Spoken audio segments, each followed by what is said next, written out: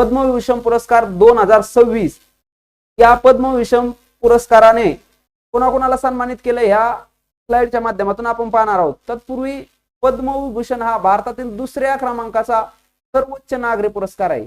सर्वोच्च प्रथम क्रमांकाचा कोणता आहे तर भारतरत्न। भारतरत्न हा सर्वोच्च नागरी सन्मानाचा पुरस्कार आहे भारतातला, कोणता भारतरत्न। त्यानंतर दुसऱ्या क्रमांकाचा कोणता आहे तर पद्मविभूषण हा द्वितीय क्रमांकाचा पुरस्कार आहे। आणि 2026 साली 5 व्यक्तींना, किती 5 व्यक्तींना पद्मविभूषण पुरस्कार देण्यात आला आहे। त्यामध्ये धर्मेंद्रचं नाव असेल 1 नंबर, त्यानंतर PS अच्युतानंद यांना सार्वजनिक सेवेसाठी किंवा सार्वजनिक सेवेतील उत्तम कामगिरीबद्दल किंवा उल्लेखनीय कार्याबद्दल हा पुरस्कार दिला आहे।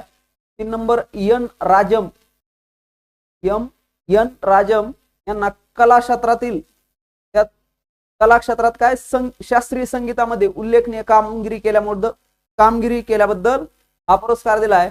त्यानंतर KT थॉमस सार्वजनिक सेवेत काम केले त्यांनी, आणि P नारायण यांनी साहित्य व शिक्षण या क्षेत्रात काम केलंय। अशा प्रकारे पद्मविभूषण हा 5 व्यक्तींना 2026 चा 5 व्यक्तींना पद्मविभूषण हा पुरस्कार दिला आहे।